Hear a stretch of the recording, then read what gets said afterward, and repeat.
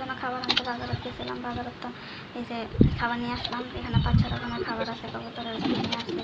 তো সব মিক্স খাবারটা আমি আনি না, আলাদা আলাদাভাবে খাবার কিনে আনি না, বাসায় মিক্স করে ইটার গুঁড়াটাও একসঙ্গে দিয়ে দিই, আলাদাভাবে আমি ইটার গুঁড়া দিই না। তো খাবারটা আইনা রোদ্রে দিতে পারলে ভালো হতো, কিন্তু রোদ্রে ছিল না, আজকে মেঘলা ছিল, এই জন্য রোদ্রে দিতে পারি না।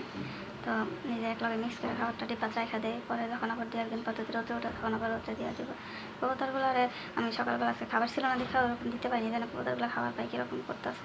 অল্প ছিল খাবার সকালে, আর পরে বাকিগুলো বসলাম তুমি আর লাস্টের এগুলো তুলো না, এগুলো কবুতরই খাক।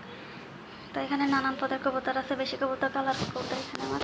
এই কবুতর সাদা কবুতরটা একটু কম, অনেকে সাদা কবুতর বেশি পছন্দ করে, আমার এখানে সাদা কবুতর নাই, আমার সাদা কবুতর অত ভালো লাগে না। আর বোম্বাই কবুতরটাও দেখতে অনেক সুন্দর লাগে, কালারটা অনেক সুন্দর, মাথার জটির কারণে এই কবুতরটা আমার কাছে অনেক ভালো লাগে।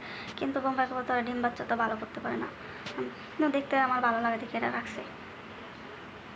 আমরা কবুতরে 2বারই খাবার দিই, সকালে আর বিকালে 2বার করে পানিও চেঞ্জ করে দিই, কারণ পানির কারণে কবুতরের অনেক অসুখ বিসুখ হয়, পানির জন্য 2বার করে চেঞ্জ করে দিই। শুরুর দিকে যখন আমি কবুতর বলতাম বুঝতাম না, তো পানির কারণে যে অসুখ হতো ওটা বুঝতাম না। পরে দেখলাম যে না, পানি অনেক অসুখ হয়, পানির কারণে অসুখ বিসুখ, তো এই জন্য পানিটা 2বার করে চেঞ্জ